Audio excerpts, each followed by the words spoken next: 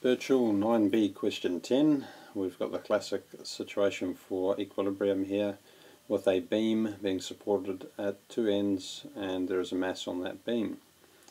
We only have two questions here. The first question is how much larger is the force at point Q than the force at point P. To solve anything in these equilibrium problems, you have to first identify all of the forces that are in action. So we've labelled them in purple on the diagram above. One important force to note is the force due to gravity of the plank, that's Fp, and that acts downward through the centre of mass of the plank. And we have the force of the mass, which is Fg. Maybe I could have called it Fm, but either way, that's downward through the centre of mass of the mass. And we have the two reaction or support forces, Fp and Fq. We know Fq is going to be larger because the mass is much closer to that than Fp. Now we could take use the ratio of the distances, so 1.5 meters for Fp to 0.5 meters for Fq. Those are the distances from the mass to those support forces.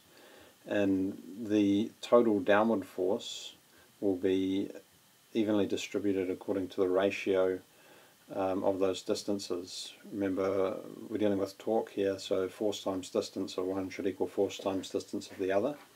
That means if you have twice the force on Fp, that means you'll have half the distance. And yeah, it's not exactly right in this case, but the process will still apply of using that ratio of the distance. And one of you students came up to me and checked. I think it might have been Brandon. But anyway, so we've got those forces identified. From that we can then draw our equilibrium equations. Remember, equilibrium means that all of the down forces and all of the up forces are balanced, so they're equal and opposite, and all of the anti-clockwise and clockwise torques are balanced. This means that's why we've drawn that in this diagram here, the sigma symbol next to the number 1 and number 2, sigma F, so the sum of the forces equals 0, and then we've got that 0 equals the equation, all of the up forces plus all of the down forces. Now I think we've used downward as positive, so Fp and Fg will be actual positive numbers, which is that 20 plus 40 up there. We worked them out a little bit further down and then substituted them in. And upward is negative just because we chose it that way. It could have been the other way with down being negative and up being positive, but then that means Fq, even though I've written plus Fq, that actual value of Fq is negative 40, so it would be plus negative 40.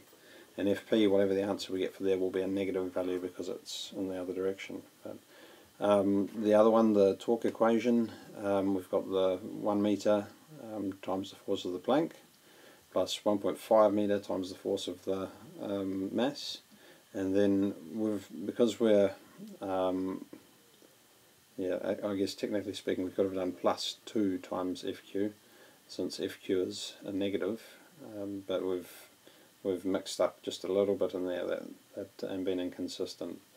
But either way, as long as we know what we're doing and what we should expect, so we've taken this element of common sense into the picture as well, we should get decent answers. And double check things, always double check. So as we said before, the pivot is at point P in this case.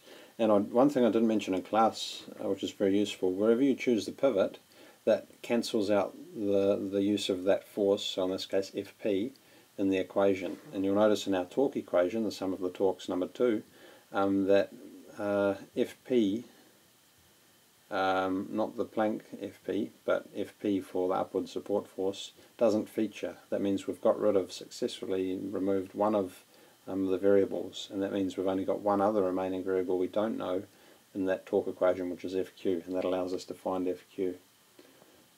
Okay, and here's the working. We've substituted in the values that we know from the question, and just calculating it out. You can spend a bit of time going through that yourself, but it works out that Fq is equal to 40 newtons. But remember, we've got to note that it's upwards, so that'll be a negative.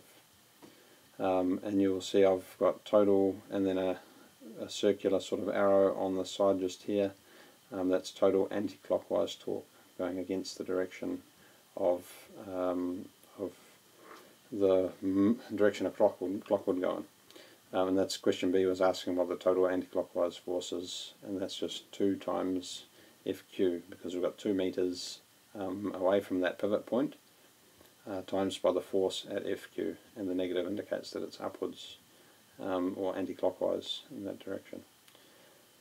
Scrolling down a little bit, what have we got here? This is trying to find what the value of FP is, and we've substituted everything in we know into our above equation, and we found FP at minus 20. So FQ was 40 newtons upwards, FP is 20 newtons upwards. The negative shows that it's upwards again, and we can say then that FQ is 20 newtons larger, or twice as large as FP.